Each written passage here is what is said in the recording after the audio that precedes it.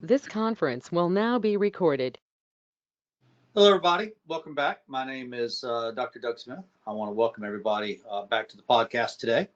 Today's a very exciting show for us today. Please, if you're following us on this podcast, like us, subscribe. If you have any questions for me, please email me. I'm very easy to reach, and I always enjoy hearing back from our people. If you go back to the beginning of this podcast and go all the way through, we covered the gun article, we covered the Akara Brody article, we covered the Dell article, we covered the Chang article, we covered the Kindbaum article. Please go back and review those 5 articles. But today we're taking first step in a new direction. What's on the screen there before you is something I want you all to read through. That is the opening to the Citizens petition that Alex got submitted yesterday to the FDA. Hopefully, the FDA will publish the Citizens petition on their docket's website. We will keep everybody appraised of that. If they don't publish it, that'll be the next issue we cross. So let's see what they do. The Citizens petition, it's 50 pages, but don't worry. We're going to take our time and we're going to go through it here on this podcast, and we're going to start today. Now, the first thing I want you to notice on what we're looking at today, I want you to notice that there are 5 separate articles on the page right there.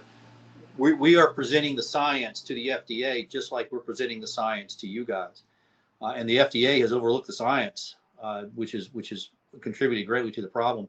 And I want you to look at the 5 articles that the seven articles that we've got there. You'll notice the last 2 are Dell and Kindbaum, and if you've been following us closely, you'll recognize those. But the first 5 we haven't talked about yet. We'll talk about each one of them in depth. But those are the Nielsen article, the Shorbov article, the 2 Walkman articles, and the Sandoval Sierra article, and then of course the Dell and the Kindbaum article. I'm not going to read the whole thing to you, but you can see that what we have here is I am submitting a citizen's petition with a plea for urgent action. Okay, that's what we're asking for here. We're asking for urgent action. And what we're saying, and I'll read it right out of the citizen petition. We're saying that an error of omission was made in an FDA guidance for industry document. Now, the FDA has published about 2,000 guidance for industry documents, and the pharmaceutical companies follow them as if they were out of the Bible itself.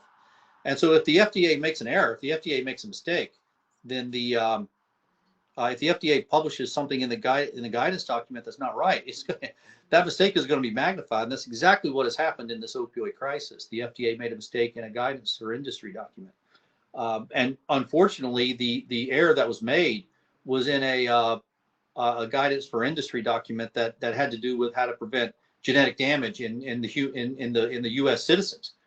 The FDA has a guidance document on how to prevent genetic damage in U.S. citizens, and this is where the FDA made a mistake. Then the mistake that they made was they left something out. Okay, and obviously what they left out was genetic methylation. They put in genetic mutations. They put in chromosomal abnormalities, chromosomal damage, but for reasons that make absolutely no sense whatsoever, they left out DNA methylation, which is another type of poisoning that drugs can cause. And since the FDA left that very important information out of the document that the industry followed, well, guess what? It magnified itself, okay? Because as you'll see in the document, what the FDA did was they told everybody exactly what to do. You have to do either this test, and this test, or this test and that test, okay? And that's exactly what everybody in the industry did. It's exactly what they did. They did exactly what they were told to do, okay? And they did that because the FDA told them to do it. Well, that's all fine and that's all dandy. Problem is, they checked for genetic mutations. They checked for chromosomal damage. They did not check for genetic methylation. And that's the damage that the opioids caused. And so because the FDA didn't put that in this very important document, millions of people ended up being genetically damaged, permanently genetically damaged. This type of genetic damage is permanent and it's inheritable. So you're looking at exactly what caused the opioid crisis. It never was addiction, never was. Okay, it was genetic damage from the beginning. But the psychiatrists, they've turned this into an industry, and they're not going to let go of this easily because they're making money. That's the way the world works. They're making money, and if you're making money, why do you want to pay attention to the science if you're making money? So you've got 7 articles right there. I hope you all get to where you can rattle them off as quickly as I can. Nielsen, Shorbov, Walkman, Sandoval, Sierra, Dell, and Kinebaum, and know what each one of them says. If you stay with us long enough here on this podcast, you will gain an understanding of these. And this is the first page of the Citizens Petition. You'll see at the bottom there. Okay. Let me read a little bit of this. This genotoxicity is poisoning to the DNA.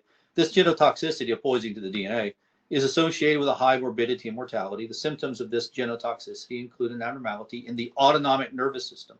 That's a part of the nervous system that oversees your internal organs. Dysfunction in the autonomic nervous system is known, surprisingly, as autonomic dysfunction. That's a loss of control of the nerves that control the organs and bodily functions. Okay. Unfortunately, a component of that is loss of control of the adrenal glands. Okay. We saw that in Gunn, Akira Brody, Dell, Chang, Kinebaum. We saw the loss of control of the adrenal glands and what's known medically as catecholamine toxicity, what we called adrenaline poisoning. And we saw that in those studies. This catecholamine toxicity was well described by Dell in 1990 and Kinebaum in 1998. Okay. Catecholamine toxicity, adrenaline toxicity, kills by a heart attack, and that's what people died from. So this petition requests the commissioner to immediately take every step possible to both stop the continuance of this genotoxicity. First thing let's do is let's stop poisoning other people, okay, and supply the antidote to those who are poisoned. That's what we're asking for here. So, okay, stop poisoning more people and supply the antidote. The antidote is buprenorphine. Stop poisoning more people and supply the antidote. Okay, that's what we're asking for here.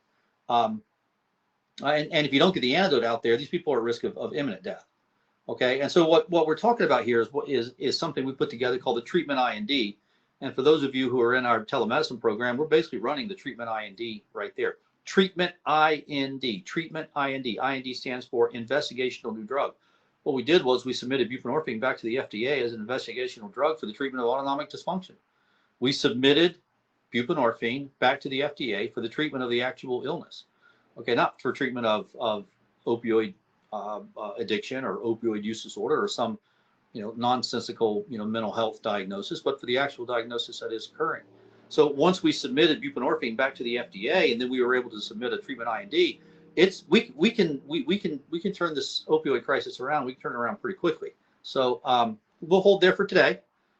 Okay, there's the first page or so of the Citizens Petition. Take a look at it, read it. Okay, we'll be going through these articles. Hopefully some of them you already recognize. And we will see you here tomorrow. Everybody have a good day. As always, we are thankful for you taking the time out of your day to be with us. Please like us and subscribe us. And thank you. And we will see you here again tomorrow. My name is Dr. Doug Smith.